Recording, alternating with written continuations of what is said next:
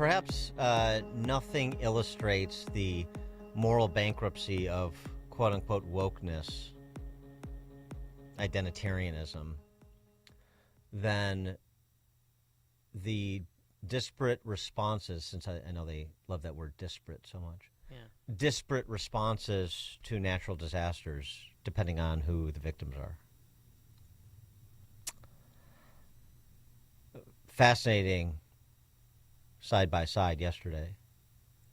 News Nation, and good for them, checking in on hurricane victims in North Carolina. Remember them? Oh, yeah.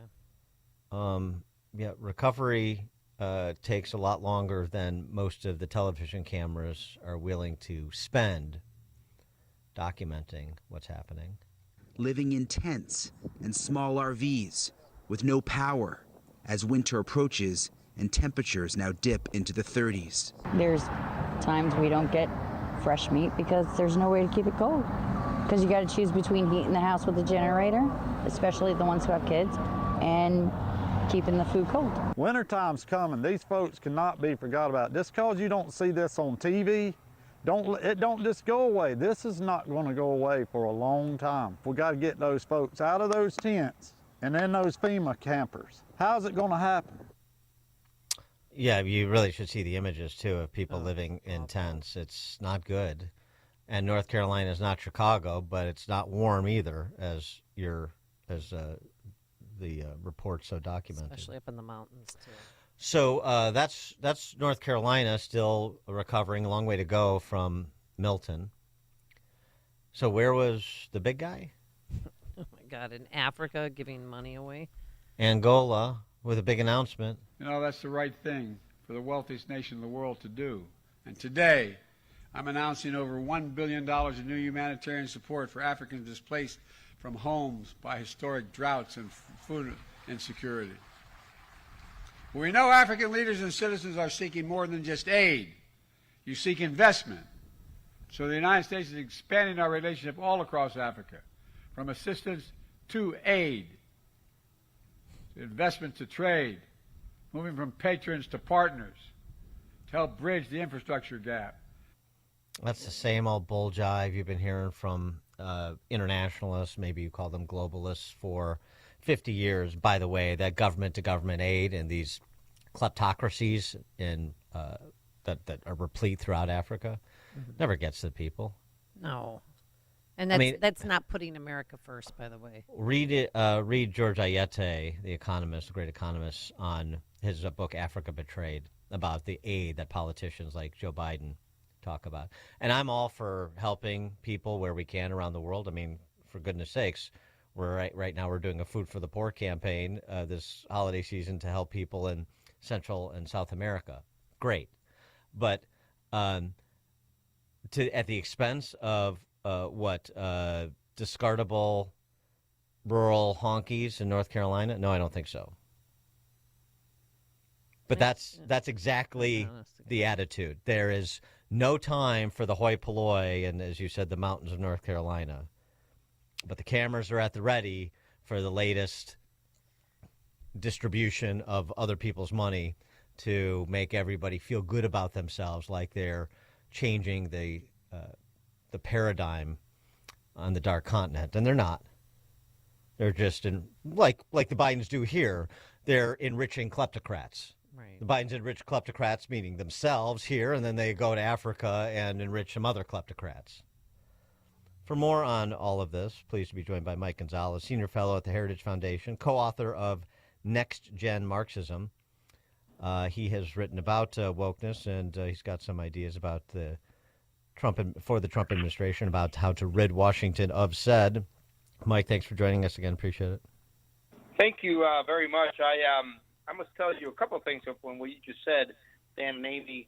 And first of all, hello to everybody in Chicago listening. I love your city. I just need the Bears to win because I'm a Giants fan. Oh boy, that's rough. That's rough times for you too. Yeah.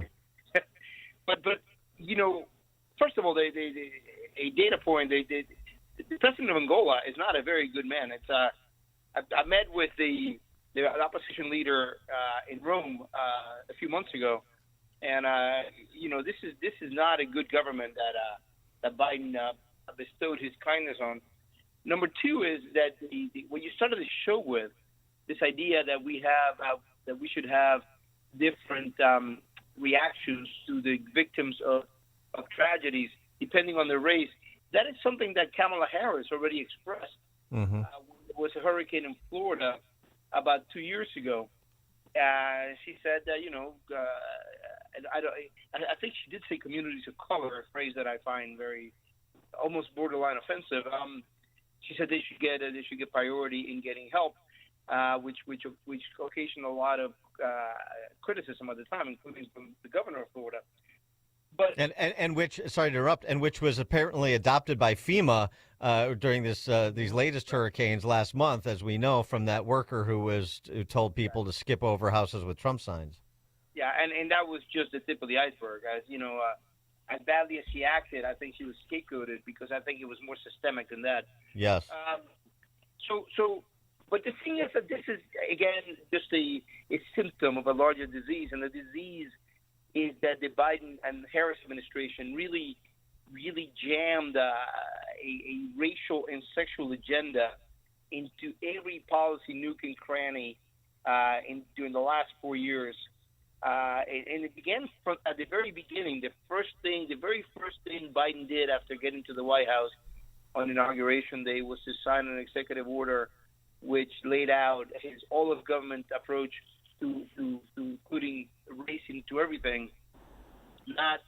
It's about 18 months later they began to realize they were going to lose in the courts every step of the way because it's illegal, let alone immoral, to make race the deciding factor and rather than needs-based.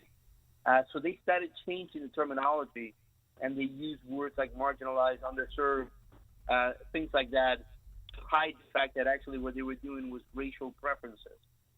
But what we've finished right now in these last 4 years has been a mass hysteria, which really was occasioned by the BLM riots of 2020, of really trying to change the country because we're supposedly systemically racist and ruled by white supremacy. And so I think what I wanted to do was I think it's clear to everybody, and I'll stop talking now, that the country has moved on from that. The election was in many ways a referendum on all this stuff, and the country doesn't want any of it, neither on race nor on sex. And I think what we need to do now is begin to dismantle the bad stuff that Biden and Obama did. And we have to do that through policy. Well, is there any way we can get our $1 billion that he just gave to Africa back? I mean, to rebuild areas devastated by catastrophes. What areas? What is he talking about? Look, he's our president. I don't know that he wrote that. You know, he may have read it. He read it badly, probably. I didn't see it, but yeah, I think it's safe to say that North Carolinians are a lot more deserving of that aid money. The unwinding of this. Do you have some prescriptions for how to do it? Because, you know, I mean, the work that some activists like Robbie Starbuck have done, the facility that's provided through exposure on X, that's all helpful. But we've sort of seen it happening sort of one corporation at a time. For example, thinking about the private sector, actually Southwest Airlines was the latest one because of exposure by the American First Legal Institute of their race and gender hiring preferences, and now they're walking that back. But I would assume, just using the corporate America as an example, it'll be even more difficult to pull it up root and branch in the public sector. So Dan, the corporate America has begun to run away from this. Corporate America, because they have something they're called shareholders. Yes. Shareholders want return on their investment and demand it, and if not, they have means to oust the C-suite. And so the C-suite has to react.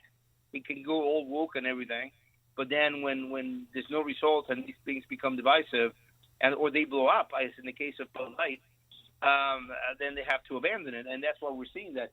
The only part of our lives that did not abandon was the federal government. And then some states, right, like California is not going to abandon it. But Academia. Right. No, academia is going to be the toughest in many ways, and K through 12 as well, not just academia. But the corporate world has said goodbye. Boeing said goodbye. Walmart is saying goodbye. We have to take a look and see what replaces these efforts. Make sure they're not pulling the wool over our eyes. But I think the incentive mechanism has shifted. The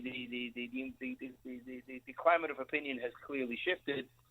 But now there has been a change at the top because of the election. And there are things that we can do, and I went over them in my Wall Street Journal piece, and also in the book that I wrote with Catherine Korka, Next Gen Marxism, which you alluded to. And in that Wall Street Journal piece, I named 5 of them. The first one would be to rescind all of Biden's racial and sexual executive orders and re-implement Trump's executive orders. For example, the one he had in 2020, September 2020, which made it illegal for federal contractors in the federal workforce to have DEI training, diversity, equity, and inclusion trainings, which are very bad and very it's just a form of re-educating Americans, which we shouldn't be doing. Then we have to take care of academia, as you said, and we have to do. Trump has a pretty good 10-point program to do that.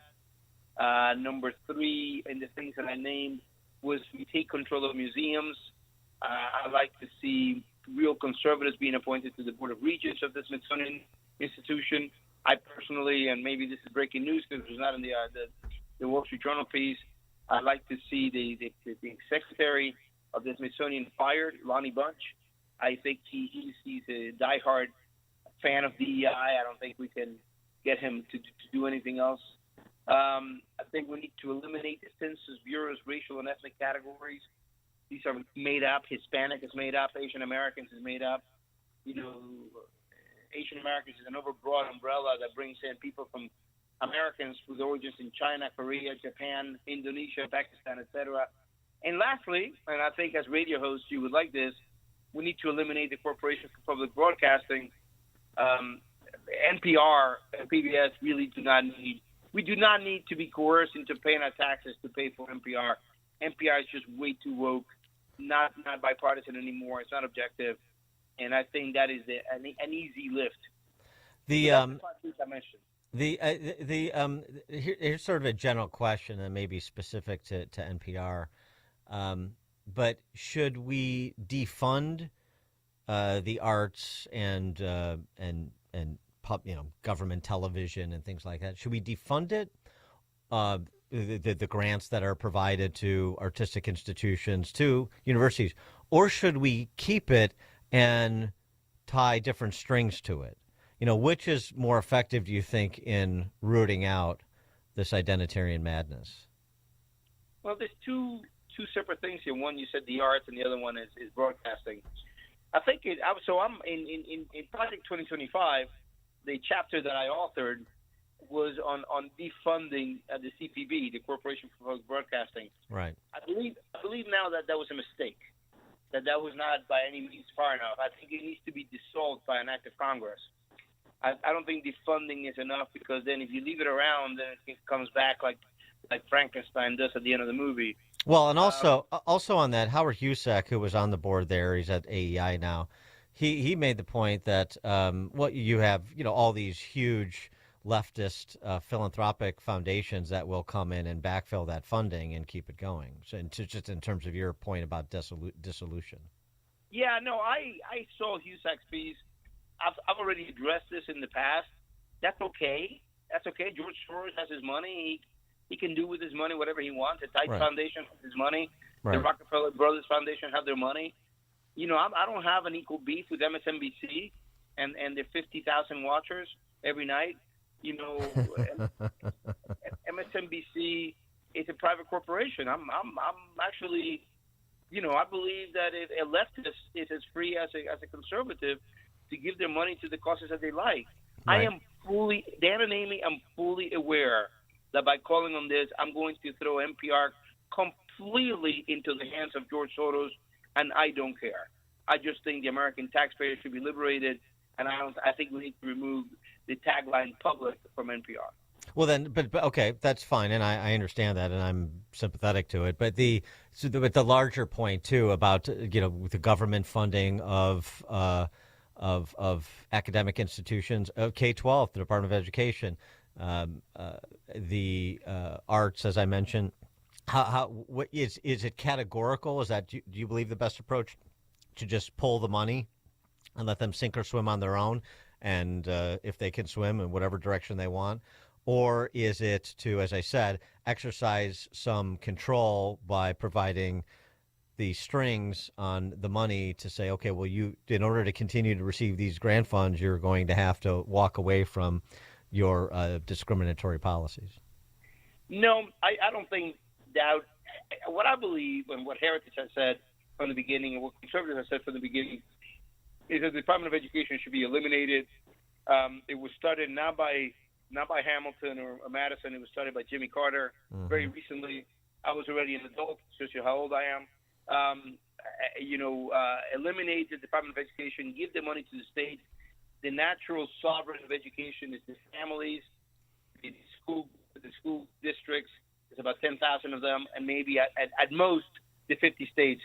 So give that money to the states, give that money to the school districts, have them decide what to do with it.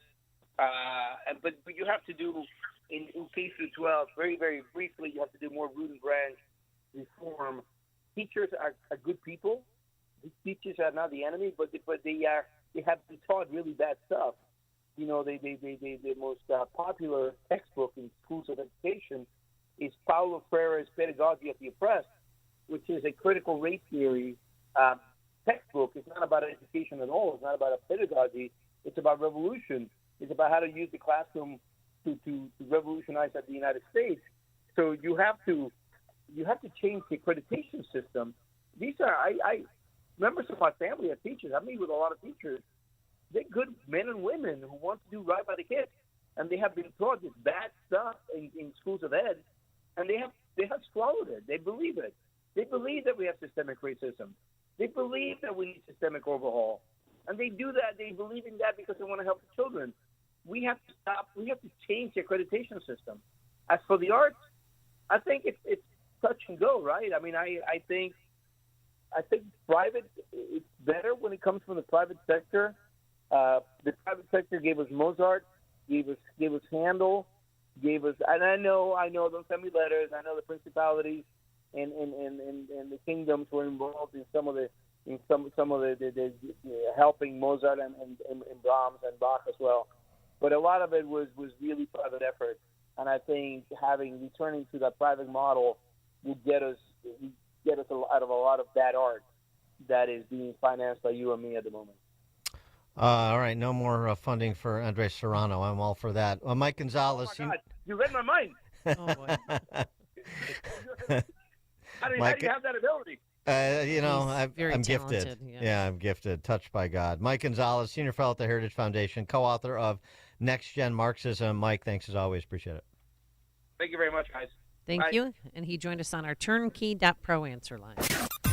This is Chicago's Morning Answer. This is a full-blown 4-alarm holiday emergency here. On AM 560. We're going to have the happiest Christmas since Bing Crosby tap danced with Danny K. The Answer. Amy Jacobson and Dan Proft here